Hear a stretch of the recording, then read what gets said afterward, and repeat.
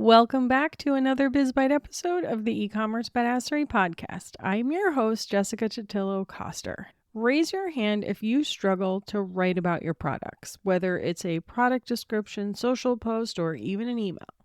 The amount of written words it takes to promote and sell your products on the internet is seemingly endless. Sure, some products sell a bit more easily than others, or they present really well on video. But even if that is the case, that doesn't mean you get to skip out on the written word altogether. So today I wanted to give you a few quick tips and tricks to help you write better copy. Now, I'm not a copywriter or a wordsmith, but I've been successfully marketing and selling products for a long time. And with practice, I've just gotten better and better at it. The funny thing is, I didn't even really realize I was good at it until other people told me I was.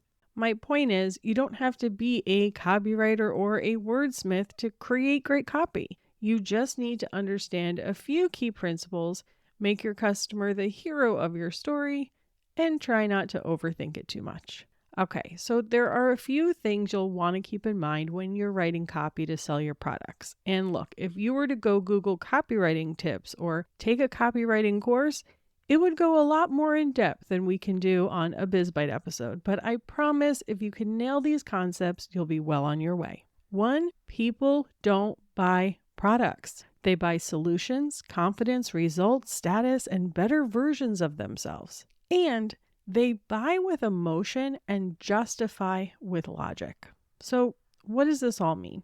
When you're writing about your product, you want to get really clear on why they're buying that thing. What is the real outcome that they're looking for? For instance, if you didn't already know, I used to sling dildos on the internet. And while the majority of what I sold was all about the big O, that wasn't enough to sell the product because different customers were buying them for different reasons. Some wanted to be closer to their partner and spice things up.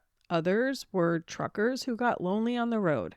Then there were the singles who wanted to take control of their pleasure, and a host of other customer avatars that shopped with us. And sure, there were new technologies and features that hit the market that were cool to talk about. But it wasn't the feature alone that sold the product.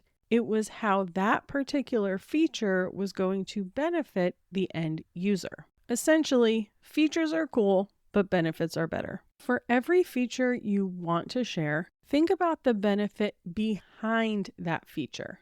Ask yourself, so what?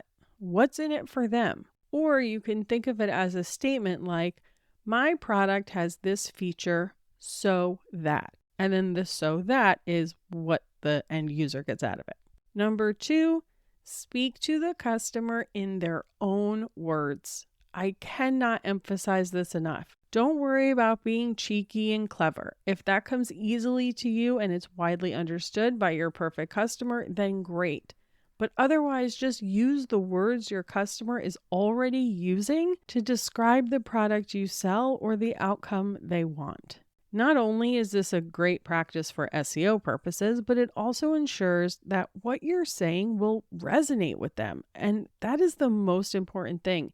If they don't see themselves in your copy, if they can't nod along in agreement with what you're saying and think to themselves, yes, that's exactly what I want, it's just not going to convert as well as it could. So what does this look like in practice?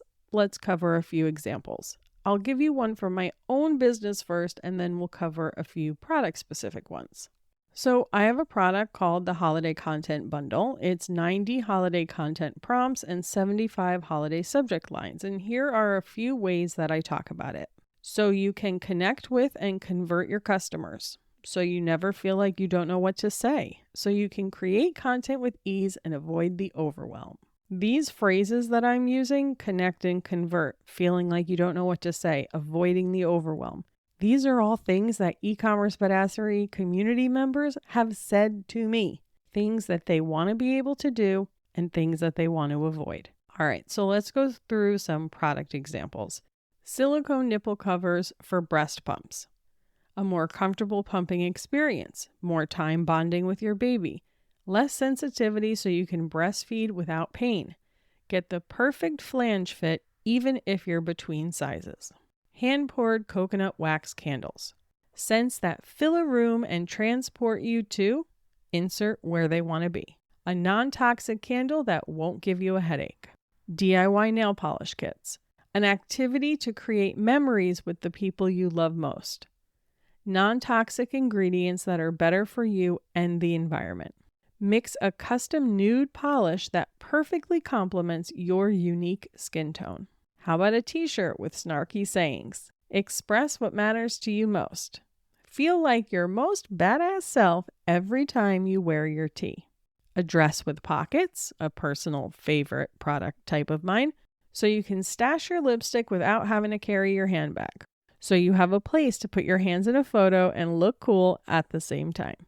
As you can see with all of these examples, I'm touching on a mix of pain and pleasure points.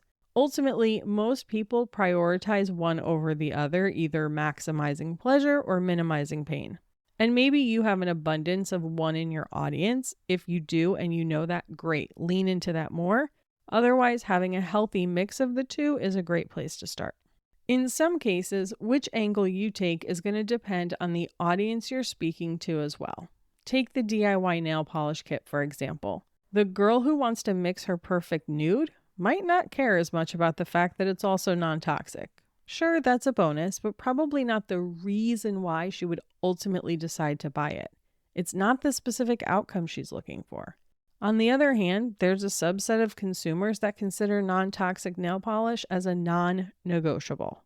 Of course, if you're talking about ad copy, it's really easy to pair the right copy with the right audience. You can even do it in your email if you have enough information about your customers, but don't get too hung up on that. Again, just keep a healthy mix of the different outcomes people are looking for from your product, and you're going to be good to go. Hopefully, this makes writing copy for your business a little less scary and overwhelming. When in doubt, remember that it's just a human on the other side of those words. Put your human hat on and you'll do great. If you found this episode helpful, would you please share it with someone who can benefit from it? I would so appreciate it. And that's a wrap on today's BizBite episode. Thanks so much for hanging out with me today, and I'll see you on the flip side, friend.